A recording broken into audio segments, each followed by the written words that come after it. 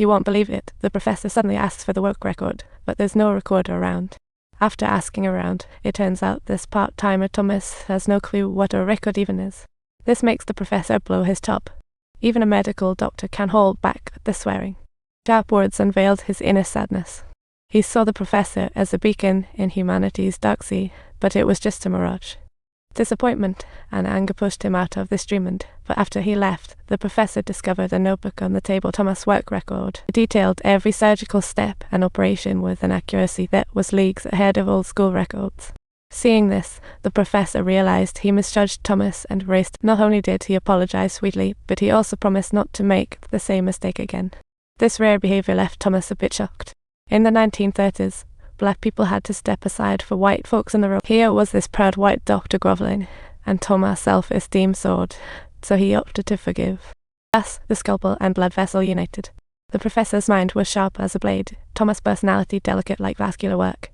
After a glorious 12 years together, they finally made groundbreaking discoveries in traumatic shock and quickly sent the secret weapon to field hospitals, saving a whole bunch of heavily wounded soldiers. Because of this, a general made a special trip from Morocco to thank Professor Bannock and announced his appointment as head of surgery at Hopkins Medical. The newly wealthy and famous professor hugged the glory at the party, ignoring Thomas' contributions and making him a server. What a role model! Even though tonight's celebration shattered Thomas' heart into pieces, he still wasn't planning to leave the professor. Because at this moment, knowledge and research mattered more to him. Soon, they moved to Hopkins Medical School in Detroit, opening a new chapter. This was Thomas' dream medical microstroke, with portraits of medical legends lining the hall. If only they could introduce themselves. The professor said he'd join the Blue Wall one day. Thomas wished the same, yet the guard made him clock in via the back door. How brutal! Everyone had to enter through the back door, and even the professor's pressure as chief surgeon was useless. This was a 100-year-old rule. The professor could only sign defeat.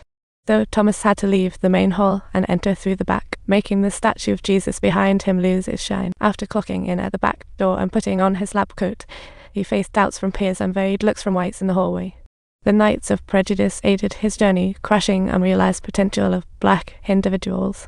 While Thomas was busy moving equipment in the lab, a white doctor mistook him for a temp cleaner and bluntly ordered him to fetch bread and coffee. It seems that even in this supposed meritocracy, prejudices about skin color are deeply rooted. But fortunately, not everyone here is stuck in their ways. A woman named Dr. Helen Tosig was eager to chat with Thomas. She told him her focus was the field of cardiology. The ailment she most dealt with was cyanosis, caused by congenital heart defects turning patients blue. These kids were sentenced to death at birth. Within medical conditions, the illness was almost incurable. Dr. Helen invited Thomas to collaborate. Without hesitation, the professor agreed, having had tuberculosis young. He had a big hole in his left lung and was suffering in a cold sanatorium, flirting with death every single day. So he swore that if he survived, he would do great things to repay those who struggled through the darkness. Right now, researching cyanosis was his big deal. Since baby hearts are tiny and hard to observe or experiment on, the professor suggested simulating cyanosis on a puppy first, then refining solutions. Babies' blood vessels are only 3 to 4 millimeters wide. Using existing equipment would definitely end in failure. So, the professor asked Thomas to channel his inner carpenter and create a small vascular device and a respirator. But what Thomas really needed, he works 2 hours as a handyman after work to support the family. Seeing this, his wife planned to find a job, but then who would care for their daughter? Watching their tough living situation, Thomas could only soothe his wife with comforting words. More encouragement can speed the experiment. 3 months passed with no respirators or cyanosis replication. With few puppies left in the lab, the professor felt helpless. That night, his colleagues pleaded for him to reconsider. They advised him heart surgery had no precedent, failure could ruin his reputation, and the risks were too great. But the professor said. The next day, they explored why their experiment stalled. Thomas noticed the dog always suffocated early when replicating cyanosis, regardless of the tool used. The professor suddenly had an idea and decided to try a different direction. He wanted to move both muscles to the right. He aimed to create a type of muscle. Muscles were different from shoulder muscles, watercones. Looking at the lung model in his hand, inspiration struck Thomas. The next day, he refurbished an old machine into a usable respirator, making the professor beam. "You're my only hope. The others are total failures." Early next day, eager Thomas started the new experiment. At that time, Dr. Rommel visited to chat. Seeing the fantastic respirator on the table and Thomas' tiny vascular instruments, he was curious.